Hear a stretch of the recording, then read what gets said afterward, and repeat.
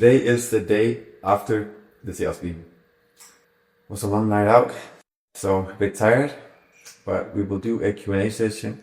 What was actually going on yesterday? You were the people here. It's a person that helps us penetrate a specific market. For example, in France, we don't speak French, we don't know the French buyers, we don't know the French stores. So we have an agreement with a sales agent that represents Call for Standard in France. He takes our products, collections, and shows to the buyers. The buyers will place an order, and he will then get a commission depending on the order size. So he gets like a percentage of how much he can sell. So basically like a middleman. They basically service those stores, not just on a, let's say, a pre-order. Pre-order means that they will see a new product, place an order, and get it in 3, 4, 5 months. But they also service the store in terms of reorders. So let's say the store gets the product delivered and sells out immediately. They would like more. Then they will help the store get more. And they will then also get the commission.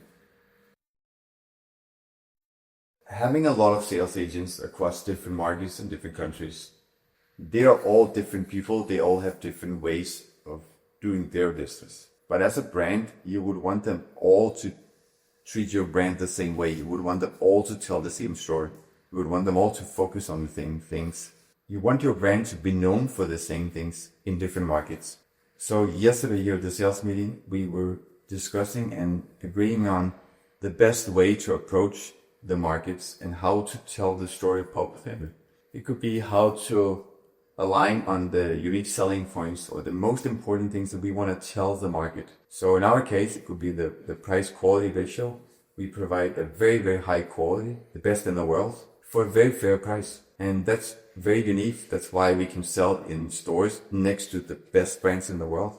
We want them all to tell the same story about how we produce in Portugal and we source locally and those kind of things.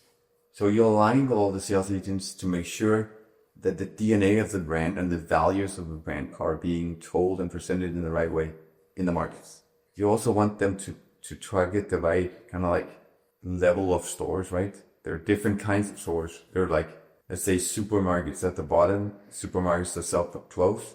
We don't want to sell in those, obviously. And then you have like clothing stores and you have better clothing stores. And then at the higher level, you have like high-end, like luxury brand.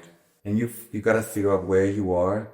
In our case, we want to be like mid, upper market and above. And then we don't want any sales agents approaching the lower market, the lower tiers. So you got to align on that.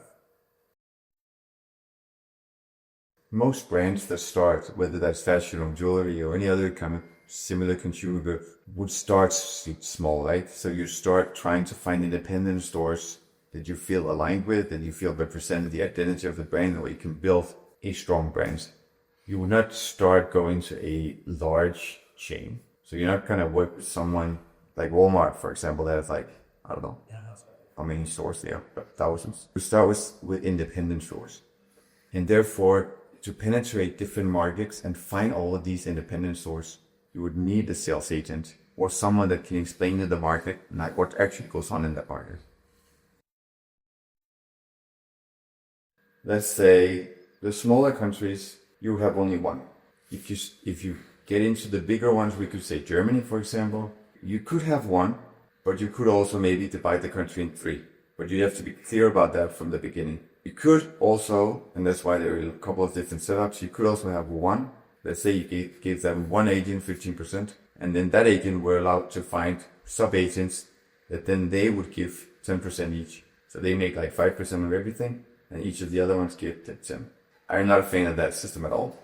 We don't use that at all, because the more people, the more complex it is, and then you have some people that make less money and they will obviously focus less on this. But one thing that I would never recommend anyone is, I've seen it a couple of times, I'll just find one really good person and give the entire Europe to that one person.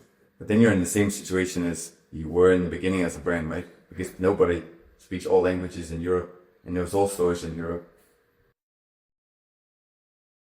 Yeah, finding a sales agent isn't easy, but one way would be to go to a trade show where you can exhibit all your products and sell directly to stores, or be lucky that you meet a sales agent there. I think the first agent is the most difficult one to get, because if you get the first one, And let's say that it's very important to know that sales agents usually represent a couple of brands. That could be like 5 brands maybe.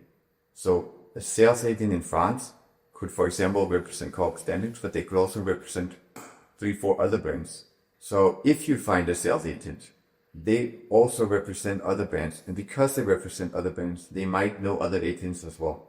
So you cannot get into you could be lucky to get into a family of agents that kind of work together. For example, all the people that were here selling Corp Standard, they all obviously all work with Corp Standard. So if someone new that was starting a brand got one of those agents to represent their brand as well, if they did well, that agent might suggest the other agents to take a look at this brand. I'm not sure we should put this, but that's kind of how it works.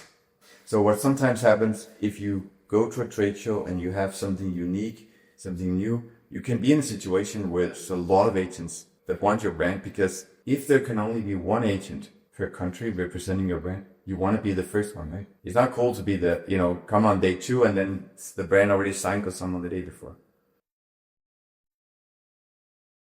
Trade shows are expensive, and unless you have something very unique, you will be, and you obviously are just starting out, you will have a small space because you pay per square meter that you have at this kind of event space where there's a ton of brands. So you will be almost invisible. We can make a video about this, but going to a trade show, you'll have a very little booth. And if you don't know anybody there, it's going to be hard for people to see your brand unless it is like really cool and something is like very unique. The other option obviously is just to start getting attention elsewhere first. I think it is a bit old school to go to a trade show with a new brand and expect someone to just start buying it. There are other things I would do first. If I would start a brand from scratch today, I would definitely get my online sales moving a little bit first. I would definitely work on my social media approach first. So once you get to the trade show, you do have some kind of traction. And some people might have seen you before. I'm also a big fan of just a lot of agencies or sales agents are on Instagram for just DM them. We did that as well. I emailed a lot of people that I didn't know and say, I made this new brand. I got almost no reply because it's like, yeah, t-shirts and colors, right?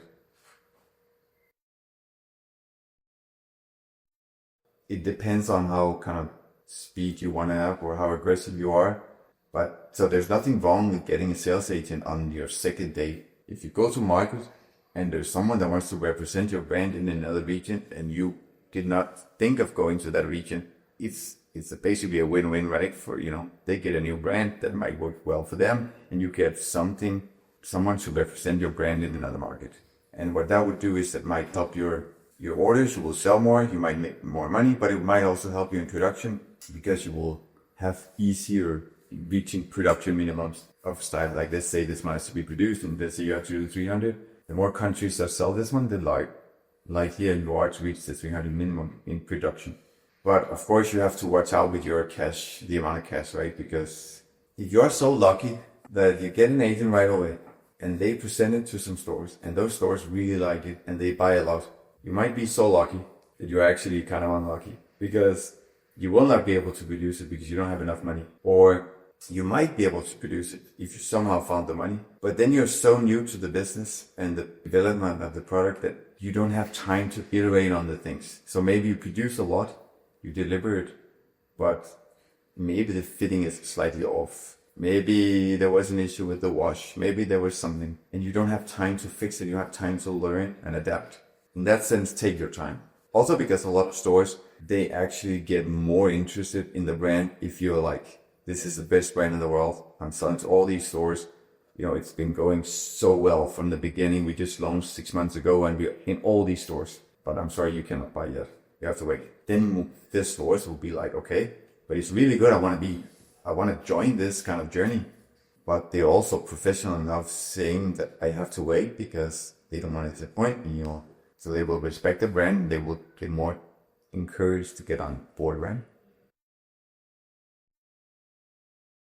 It is not a matter of the amount of products that we make, it's more the impact that we make for the end consumer. So if I could make enormous impact, enormous joy and value to the end consumer with one product, that would be a dream scenario. I know they're large, but I think AG1, a supplement brand or this kind of nutrition brand, is a great example. They're like enormous now, and they have one SKU or one product, like one combination. There are no sizes, there are no colors. I think they're adding some more flavors now, but there's like, that's it. It's like one brand, one product. When you do your calculations, by the way, and you do your prices, I think we should do a video on prices. But when you look at your prices, it's really good that you basically add in that commission for sales agent. So you always have room to give someone else, that middleman, that extra margin. And if you don't have a middleman, you just win that extra 10, 15 or 10, 15%. And if you sell online directly, you also win more because you kind of make your whole calculation, including that extra 10, 15%. Because the fashion industry or similar industries are known for making a lot of money. They're like, people would always say that, oh, but, a store multiplies the product by this much. It's like buying wine in a restaurant, right? You can find the same wine in the supermarket for almost nothing. And then in a restaurant, it's like way more expensive. The only issue here is that there's a lot of cost related to it. Not in food and beverage or supermarkets where margins are way lower. Product might last longer, might be the same product that goes on for years and years, and volumes might be larger. So you can do with a little less margin. But the thing with fashion is that it's also known for reinventing itself all the time and changing all the things. And it has seasons and products that are in it, it works now, but then it doesn't work in 6 months. So people can somehow have to get their costs covered with less volume and with larger risk sometimes. That must be it for sales agents. If nobody understands what this is about, please send me questions and I will try and redo it. I'm telling you they will. And now it's time for a workout. It's time for a workout. What time is it? It's lunch? It's lunchtime, yeah. You can fit a workout in before lunch?